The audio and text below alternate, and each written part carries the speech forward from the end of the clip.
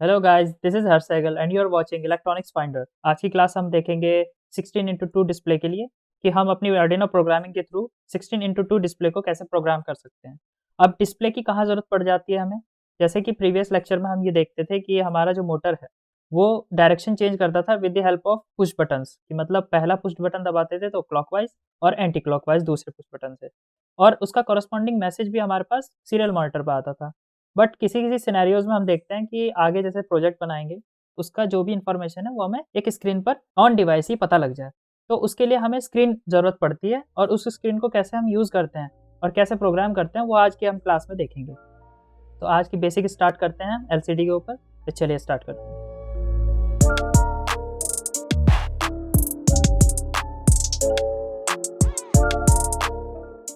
So guys, class start करने से पहले हम ये देखेंगे कि कैसे हम अपने हार्डवेयर को कनेक्ट करेंगे एक दूसरे से, और हमारी हार्डवेयर क्या-क्या रिक्वायरमेंट्स होंगी सबसे पहले। फिर उसके बाद हम अपने प्रोग्रामिंग स्टेज पर जाएँगे।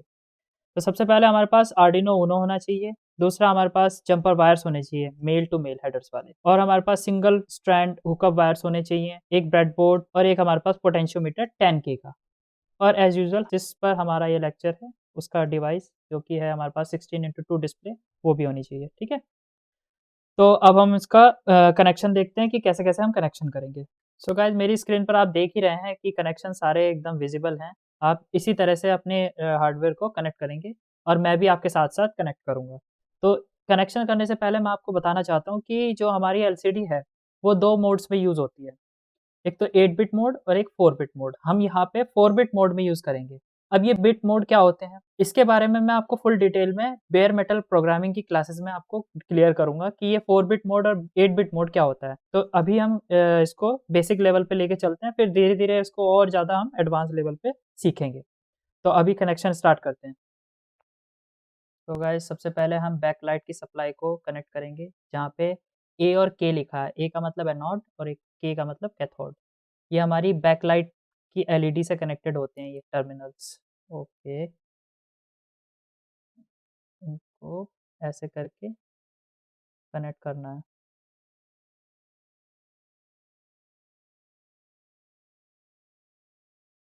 अब हम कनेक्ट करने जा रहे हैं अपने पोटेंशियोमीटर को।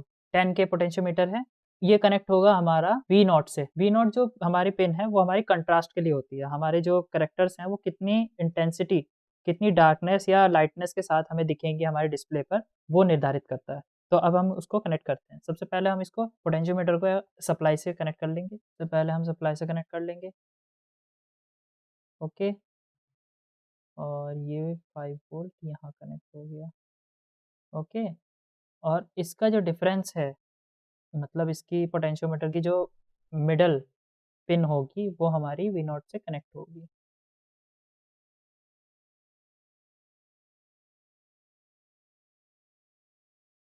और ये हमारा कनेक्ट हो गया यहाँ पे।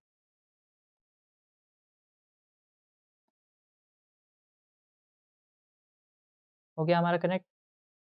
तो गाइज, अब हम आ जाते हैं हमारी कमांड पिन्स पर। तो कमांड पिन्स हमारे पास कौन कौन सी है? आर एस, आर डब्ल्यू और ई। अब आर एस पिन में हमारा क्या होता है? रजिस्टर सेलेक्ट पिन कहते हैं इसको, और ये 0 और 1 इनपुट करते हैं इसमें हम। अगर 0 इनपुट किया हमने इसमें, मतलब अगर कोई सप्लाई नहीं दी, तो ये हमारा चला जाता है कमांड मोड में, और अगर 1 दिया हमने यानी सप्लाई दे दी 5 वोल्ट की, तो ये चला जाता है डेटा मोड में। कमांड मोड क्या होता है? कमांड मोड में हम ये माइक्रो कंट्रोलर से हम एलसीडी को बताते हैं कि हमारी कर्सर की क्या पोजीशन होगी, पूरी स्क्रीन को कब क्लियर करना है। ओके, और हमारा जो कैरेक्टर्स हैं वो लेफ्ट शिफ्ट होंगे कि राइट शिफ्ट होंगे, ये कमांड भी देते हैं हम इसमें। और ऐसे कई सारे कमांड्स होते हैं जो हमें माइक्रो कंट्रोलर से एलसीडी को देने पड़ते हैं। और फिर जब हम 1 देते हैं इसी आरएस पिन को, तो ये चले जाती है डेटा मोड में। अब डेटा मोड क्या है? मान लीजिए हमें हर्ष प्रिंट कराना है या इलेक्ट्रॉनिक्स फाइंडर प्रिंट कराना है, तो हम उस कमांड मोड में उस डेटा को भेजेंगे, और फिर ये कमांड मोड में उस डेटा को लेके डिस्प्ले पे प्रिंट करा देगा।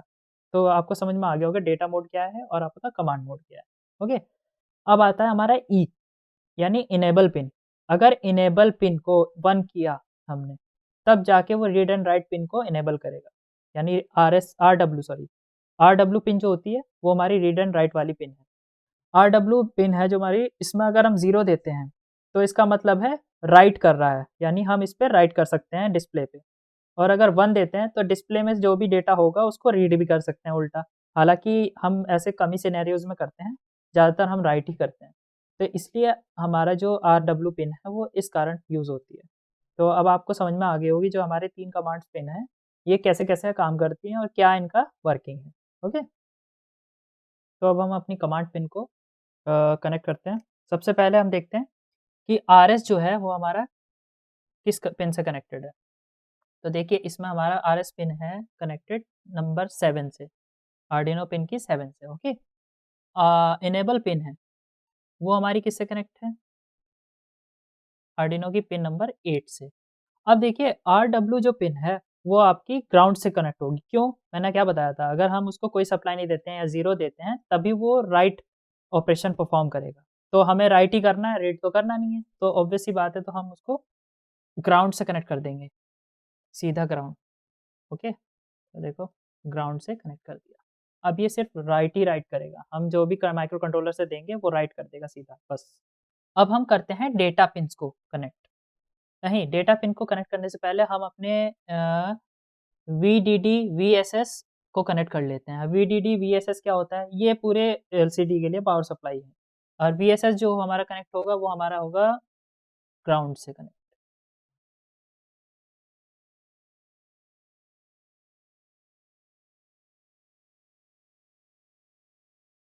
ये ग्राउंड से कनेक्ट हो गई, और वीडीडी हमारा सप्लाई से कनेक्ट होगी।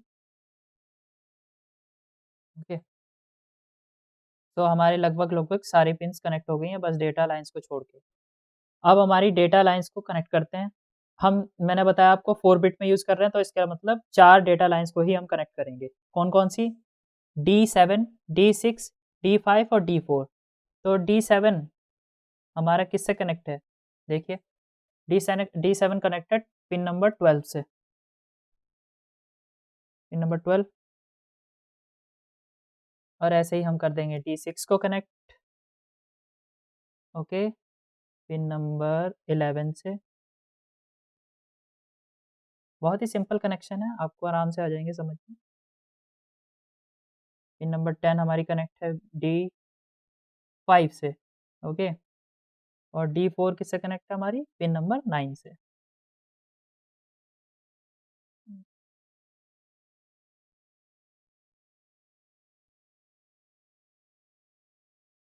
तो लगभग लगभग हमारे सारे कनेक्शंस हो चुके हैं। ओके, अब हमें ब्रेडबोर्ड को भी तो पावर सप्लाई देनी है। हमारा जो आर्डिनो की पावर सेक्शन देखिए, ग्राउंड पिन ले लेते हैं, वो ग्राउंड से कनेक्ट कर देंगे, ग्राउंड रेल से। और 5 वोल्ट जो है, 5 वोल्ट ही चाहिए हमें, 5 वोल्ट कनेक्ट कर देंगे हम पॉजिटिव रेल से ब्रेडबोर्ड की। हमारी जो आर्डिनो से ही 5 वोल्ट पावर सप्लाई प्रोवाइड हो जाएगी डिस्प्ले को। ओके, तो हमारे सारे कनेक्शन हो गए हैं इस वक्त। अब शुरू करते हैं हम अपनी प्रोग्रामिंग पे। तो पहले मैं अपने आर्डिनो को कनेक्ट कर लेता हूँ। ओके, तो देखिए अभी सिंपली हमारी जो एलसीडी है वो टर्न ऑन हो गई है, कोई भी कैरेक्टर उसमें आ नहीं रहा है, और बैक लाइट भी जल गई है। ओके, तो अब हम अपनी प्रोग्रामिंग स्टार्ट करते हैं बेसिक से, और समझते हैं कि कैसे-कैसे हम अपनी एलसीडी को ऑपरेट कर सकते हैं। तो गाइज़ अब हम अपने आर्डिनो आईडी पे आते हैं और स्टार्ट करते हैं प्रोग्रामिंग। सबसे पहले हम अपनी आर्डिनो में लाइब्रेरी को इंपोर्ट करेंगे। कौन सी library? Liquid crystal library. Okay, देखिए ये ऑरेंज कलर में हो गया, इसका मतलब आईडीई ने रिकॉग्नाइज़ कर लिया है कि ये लाइब्रेरी एग्ज़िस्ट करती है इसके डायरेक्टरीज़ में। ओके, फिर इसके बाद हम वेरिएबल्स को इनिशियलाइज़ करेंगे। वेरिएबल्स कौन-कौन से होंगे? आरएस पिन किससे कनेक्ट थी? 7 से। ओके, और इनेबल पिन किससे कनेक्ट थी? 8 नंबर से। और कौन-सी पिन थी? इनेबल, और हो गई आरडब्ल्यू। ओके, आरडब्ल्यू तो हमारी किसी से कनेक्ट ही नहीं थी, वो तो सीधा हमने ग्राउंड से कनेक्ट कर दिया था। तो अब हमारे पास आता है, सॉरी, डी4। डी4 हमारी किससे कनेक्ट थी? 9 नंबर से। डी5 कनेक्ट थी हमारी 10 नंबर पिन से। डी6 जो थी वो कनेक्ट थी 11 नंबर से। डी7 जो कि लास्ट पिन थी हमारी, वो हमारी कनेक्ट थी 12 नंबर पिन से। ओके, तो पिन्स का इनिशियलाइजेशन हो गया। अब हम लाइब्रेरी का ऑब्जेक्ट बनाएंगे। ऑब्जेक्ट कैसे बनाते हैं? Liquid crystal. ओके, LCD, अभी बताऊंगा ये ऑब्जेक्ट क्यों बनाते हैं और क्या इसका फ़ायदा है। RS EN D4 D5 D6 okay और D7, इसको इसी सीक्वेंस में लिखना है क्योंकि इसकी जो लाइब्रेरी होती है ना, पैरामीटर्स को एक्सेप्ट करने की जो इसमें मैपिंग दी हुई है वो इसी तरह दी है। तो आपको सबसे पहले RS पिन को यहाँ पे लिखना है, फिर इनेबल, फिर उसके बाद डेटा, जितनी भी डेटा पिन्स आपने ली हैं। ओके, अब देखो ऑब्जेक्ट बनाने का ये फ़ायदा हुआ कि अगर मान लीजिए मैंने एक से ज़्यादा LCD को अगर कनेक्ट किया है, तो मैं क्या कर सकता हूँ कि उसमें एक और ऑब्जेक्ट को इस तरह से डिफ़ाइन कर सकता हूँ। जैसे ये कॉपी किया और ये पेस्ट और यहाँ लिख दिया मैंने LCD 1, ओके? तो LCD 1 और यहाँ पे उसके लिए अलग से वेरिएबल्स डिफ़ाइन कर दूँगा, ठीक है? तो अब क्या करूँगा मैं इसी प्रोग्राम से 2 LCDs को कंट्रोल कर सकता हूँ। तो इसलिए हम यहाँ पे ऑब्जेक्ट क्रिएट करते हैं। तो हमारे पास एक ऑब्जेक्ट क्रिएट हो गया, LCD नाम का एक फ़ंक्शन आ गया है यहाँ से। अब इसी फ़ंक्शन को हम बार-बार नहीं लिखना पड़ेगा, यही LCD को यूज़ करके हम कई बार उसको यूज़ कर सकते हैं। अब सेटअप पोर्शन में आते हैं, ओके? सेटअप पोर्शन में क्या करते थे हम, initialisation LCD dot begin, okay? ये वही वाला LCD है देखो, ये जो हमने डिफ़ाइन किया है यहाँ पे। यानी इसी LCD को हम बिगिन कर रहे हैं फंक्शन से। बिगिन क्या करना है, अब LCD कौन-सी यूज़ कर रहे हैं हम? 16x2 कर रहे हैं ना, इसमें और भी वेरिएंट आते हैं, ज़्यादा रो, ज़्यादा कॉलम्स वाले। तो हमारे पास कौन-सी है 16x2, तो हम क्या करेंगे 16, 2, ओके? अब आते हैं व्हाइल लूप में। व्हाइल लूप में क्या करेंगे हम? दोबारा से वही LCD को कॉल करेंगे। ये LCD पे हम कौन-सा फंक्शन हम यूज़ करने वाले हैं? LCD set cursor, okay? तो कर्सर हमारा जो है, LCD का एक कर्सर होता है, उसको हम सेट करेंगे। सबसे पहले हम कहाँ कर रहे हैं कर्सर को सेट? 0, 0 कोऑर्डिनेट पे, यानी 0 कॉलम, 0 रो। फिर उसके बाद LCD डॉट प्रिंट, क्या प्रिंट कराना चाहते हैं? अभी तो बेसिक कर रहे हैं ना हम, बेसिक सा प्रोग्राम बना रहे हैं, तो बेसिक से ही चीज़ लिखेंगे, हेलो वर्ल्ड, ओके? तो ये हमारा देखते हैं प्रोग्राम कंपाइल हो रहा है कि नहीं। LCD 1 के नाम से सेव कर देता हूँ। तो हमारा ये जो प्रोग्राम है कंपाइल हो चुका है विदाउट एनी एरर, तो इसका मतलब ये सही है। सो गाइस, अब हमारा जो प्रोग्राम है वो कंपाइल हो चुका है और अपलोड करते हैं अब। देखते हैं कि हमारा कोई कैरेक्टर शो हो रहा है या नहीं। तो अभी तक तो कोई शो नहीं हुआ है। वो इसलिए क्योंकि हमारा जो पोटेंशियोमीटर है वो सही वैल्यू पे सेट नहीं हुआ है। तो इसको हम थोड़ा रोटेट कर देते हैं। ये देखिए, अब हमारे जो वर्ड्स हैं वो विज़िबल होने लगे हैं। तो यहाँ पे पोटेंशियोमीटर का ये काम था। अब देखिए ध्यान से, यहाँ मैंने यहाँ पे क्या किया था, सेट कर्सर 0, 0, हमारे कर्सर को 0, 0 कोऑर्डिनेट पर सेट कर दिए। पहली डिजिट का मतलब होता है किस कॉलम पे, दूसरी डिजिट का मतलब होता है किस रो में। अब मैथमेटिक्स में तो क्या होता है, रो एंड कॉलम होता है, पर यहाँ पे कॉलम एंड रो है, क्योंकि इलेक्ट्रॉनिक्स में वो इन्होंने ऐसे ही प्रोग्राम किया हुआ है कि पहले कॉलम को ले, फिर रो को ले, ठीक है? तो मैं क्या करूँगा यहाँ पे, 0 मतलब पहली कॉलम, ठीक है? और मैं चाहता हूँ कि 4th कॉलम से स्टार्ट हो, तो यहाँ पे क्या करूँगा मैं, 4th का मतलब 3, यानी 0, 1, 2, 3, तो यानी थर्ड जो मैं अगर यहाँ पे वैल्यू पुट कर रहा हूँ, तो 4th कॉलम की बात कर रहा है, ठीक है? तो ये देखना, आप 4th कॉलम से हेलो वर्ल्ड को स्टार्ट करेगा लिखना। देखो, किया?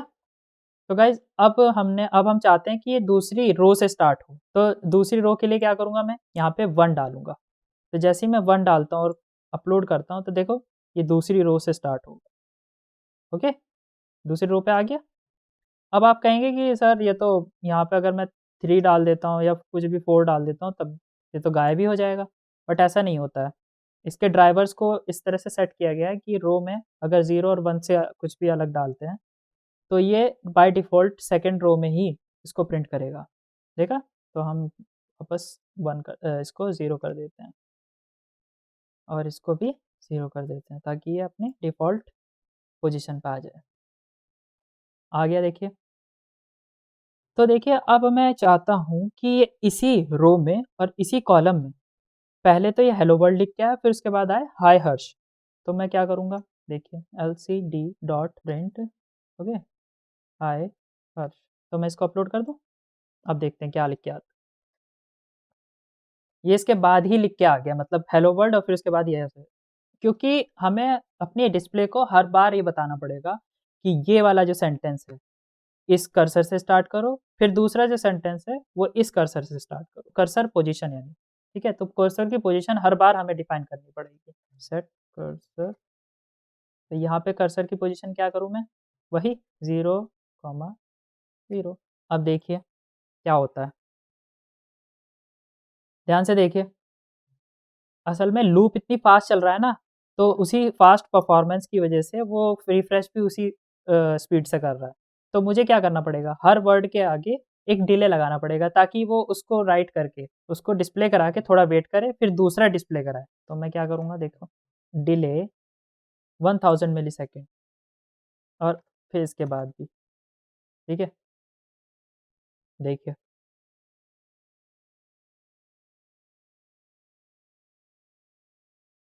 पर अब भी कुछ ना कुछ गड़बड़ है। वो पिछली जो वैल्यू है उसको क्लियर नहीं कर रहा है, मतलब ओवरराइट कर रहा है। तो उसके लिए मुझे क्या करना पड़ेगा? अब देखिए शुरुआत में ही मैं क्या कर देता हूँ, एलसीडी डॉट क्लियर। अभी इसका मतलब पता है क्या होता है? ये फंक्शन जब कॉल किया जाता है जब हमें प्रीवियस डेटा को डिस्प्ले से क्लियर करना हो।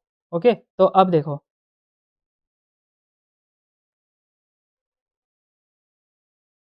सो गाइज अब भी ये जो दिक्कत है वो ये है, देखिए ध्यान से, ये पूरी स्क्रीन को एक बार क्लियर करके दोबारा से वही लूप चल जा रहा है, मतलब हेलो वर्ल्ड, थोड़ा डिले किया फिर ओवरराइट कर देगा इसी पे। तो ये जो एलडी वाला जो करेक्टर है फिर भी हमें प्रीवियस में दिख रहा है।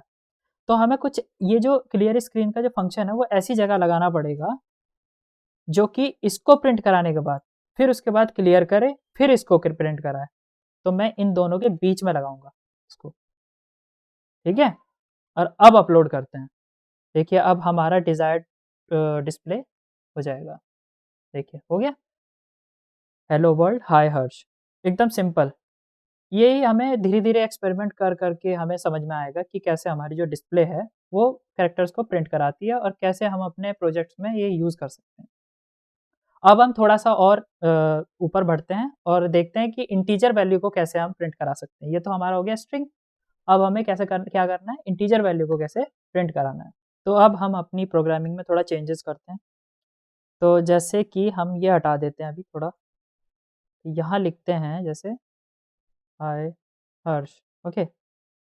और इसके बाद मैं चाहता हूँ ये लिख के आए, LCD dot print number is, LCD print.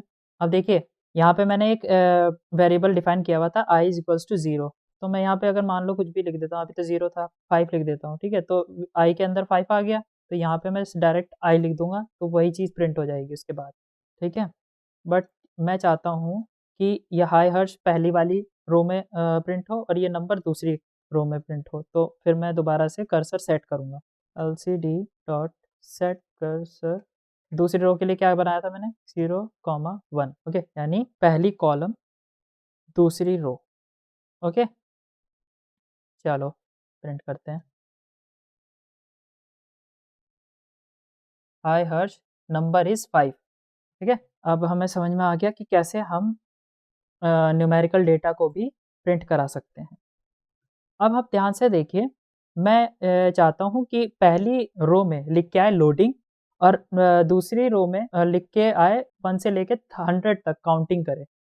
होता है ना लोडिंग 1%, 2%, 3%, 4%, तो ऐसे करके आए। तो उसके लिए हमें लूप चलाने पड़ेंगे। अब लूप के लिए आपको अगर लूप सीखना है तो मेरी प्रीवियस लेक्चर में जाइए लूप वाले पोर्शन में, उसमें समझ में आ जाएगा आप लूप कैसे यूज़ कर सकते हैं हमारी आर्डिनो प्रोग्रामिंग में, ओके? और उसी सिनेरियो को हम यहाँ यूज़ करने वाले हैं। कैसे करेंगे देखिए, अब मुझे इसकी कोई ज़रूरत नहीं है, इसको हटा देता हूँ, ठीक है? यहाँ पे लिखता हूँ मैं लोडिंग, ओके? जिस तरह से ऐसे फैंसी तरीका होता है लिखने का, ओके? और यहाँ पे लूप चलाना पड़ेगा मुझे दूसरे कर्सर में, फॉर, ओके? यहाँ पे मैं ले लेता हूँ 0, okay? I is equals to 0 यानी comma I is greater than equal to 100, okay? और आई प्लस प्लस, ये इंक्रीमेंट डिक्रीमेंट है। इसके बारे में मैंने लूप वाले पोर्शन में बता रखा है बहुत डिटेल में, आप जाके देख के आइए, पता लग जाएगा आपको कि ये फॉर लूप कैसे काम करता है, ओके? इस चीज़ को मैं यहाँ से हटा के यहाँ प्रिंट कर देता हूँ। अब देखते हैं क्या लिख के आता है। कैसे काम करता है ये। अरे! हमारा जो ये फंक्शन है, ये मतलब प्रोग्राम है, बहुत फ़ास्ट मूव कर रहा है और कुछ तो गड़बड़ है, तो हमें इसमें गड़बड़ देखनी पड़ेगी। थोड़ा डिले लगाते हैं, डिले 500 मिलीसेकंड का लगा देते हैं, ओके? अब देखते हैं। लोडिंग वाला जो सिनेरियो था वो तो सही लिखा है, बट जो हमारा काउंटिंग वाला है वो काउंटिंग होती जा रही है सीरीज़ में, बट हम चाहते हैं कि वो वहीं पे ही काउंट करता रहे, उसी कॉलम में, ओके? तो उसके लिए क्या करना पड़ेगा हमें? अभी देखते हैं। ये वाला जो पोर्शन है ना, इसको मैं कट करता हूँ और ये लूप के अंदर डालते हैं, ओके? अब देखते हैं। देखिए ऐसे एक्सपेरिमेंट कर कर के ही हमें समझ में आएगा कैसे काम चलता है। देखिए लोडिंग और आपकी जो काउंटिंग है वो वहीं पे ही चलती आ रही है, ठीक है? थोड़ा फ़ास्ट कर लेते हैं इसको क्योंकि फिर तो हम बैठे ही रह जाएँगे, ठीक है? तो देखो लोडिंग हो रहा है ना फ़ास्ट। अब देखते हैं ठीक चल रहा है या नहीं हमारा प्रोग्राम। देखिए जो पिछला 0 था वो ओवरराइट हो गया है, मतलब वो हट नहीं रहा है। तो इसके लिए हमें क्या करना पड़ेगा? उसके लिए मैं यहाँ पे एलसीडी डॉट क्लियर वाली फ़ंक्शन जो है वो कॉल कर दूँगा। तो क्या होगा जब ये 100 पे पहुँचेगा दोबारा से लूप से बाहर आके जब यहाँ से एग्ज़ीक्यूट होगा तो क्लियर हो जाएगी पूरी स्क्रीन फिर से। देखिए ध्यान से।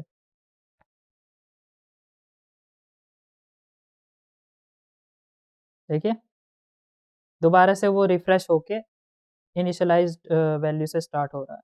अब मैं थोड़ा-सा चाहता हूँ कि इसके बाद ना परसेंटेज भी बन के आए। तो इसके लिए हम क्या करेंगे एलसीडी डॉट प्रिंट इसके फ़ंक्शन में हम डाल देंगे परसेंटेज। अब देखिए ध्यान से, 1 मिनट, हमने क्या गलती की? ओके, ये डॉट आ गया यहाँ पे।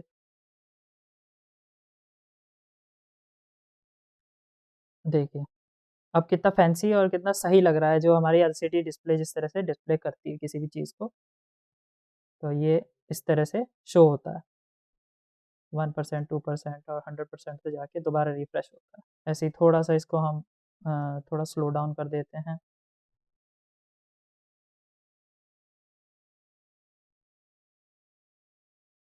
देखिए, हो रहा है? तो इस तरह से हमारा जो एलसीडी डिस्प्ले है वो काम करती है। मैंने बता दिया आपको न्यूमेरिकल डेटा कैसे न्यूमेरिकल इंटीजर वैल्यू को कैसे हम प्रिंट कराते हैं, कैरेक्टर्स को कैसे कराते हैं। तो इसी तरह से हमारे और प्रोजेक्ट्स में भी यूज़ होते हैं कि जैसे मान लीजिए कोई भी सेंसर है और सेंसर का डेटा आ रहा है, उस सेंसर के डेटा को हम किसी वेरिएबल में लेके और यहाँ पे ऐसे ही प्रिंट करा सकते हैं अपनी एलसीडी में। सो गाइस अगले लेक्चर में हम देखेंगे कि कैसे हम अपने एलडीआर की वैल्यूज लाइट डिपेंडेंट रजिस्टर जो होता है वो हमारे लाइट इंटेंसिटी को सेंस करके उसकी वैल्यूज को बताएगा कि कितने परसेंट लाइट इंटेंसिटी अभी उस पर पड़ रही है और कितनी नहीं, ठीक है? और वो वैल्यूज हम अपनी एलसीडी डिस्प्ले पर डिस्प्ले कराएंगे। ओके, तो आज के लिए इतना ही। See you next time. Take care, stay home, stay safe.